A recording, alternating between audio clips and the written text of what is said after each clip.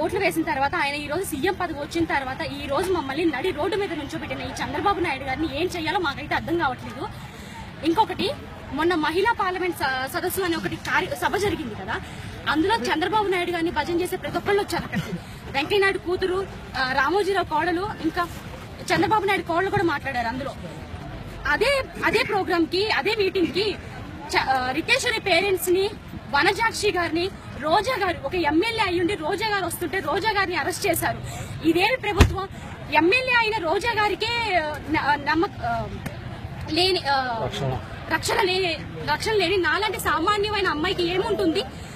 ఇంకొకటి, అదే సభలో కోడెల శివప్రసాద్ రావు గారి కోడల్ని అదే సభకు తీసుకొచ్చుంటే వీళ్ళ బతుకులేంటో బయటపడేవి. చంద్రబాబు నాయుడు గారు మీకు ఒకటి చెప్తున్నాం, స్పెషల్ స్టేటస్ గురించి మీరేటో పాల్గొనలేదు. మీ స్పెషల్ స్టేటస్ కన్నా స్పెషల్ ప్యాకేజ్ అని మీరు పోరాడుతున్నారు కదా. 40 సంవత్సరాలు మీకు అనుభవం ఉంది. 40 ఏళ్ళ జగన్మోహన్ రెడ్డి గారిని చూసి మీరు సిగ్గు తెచ్చుకోవాల్సిందిగా నేను అనుకుంటున్నాను. 9 ఏళ్ల మీ పాలనలో మీరు ఏం నేర్చుకున్నారో నాకైతే అర్థం కావాలి. 9 ఏళ్ల మీ పాలనలో మీరు నేర్చుకున్నది ఏంటంటే ప్రజలను ఎలా మోసం చేయాలి ఏంటి అనేది మీరు నేర్చుకున్నారు. దయచేసి మీకు చెప్తున్నాము, మీరెటు పోరాడే వాళ్ళని మాత్రం ఆపితే గనక చెప్తున్నాము మీకు బాగోదు. ఇది యువత నుండి మేము మీకు చెప్తున్నాము, మళ్ళీ చెప్తున్నాం. ఇంకొకటి, మొన్న మాకు మీలాంటి ప్రభుత్వం వద్దు, మీలాంటి సీఎం అసలు వద్దు. రాజన్న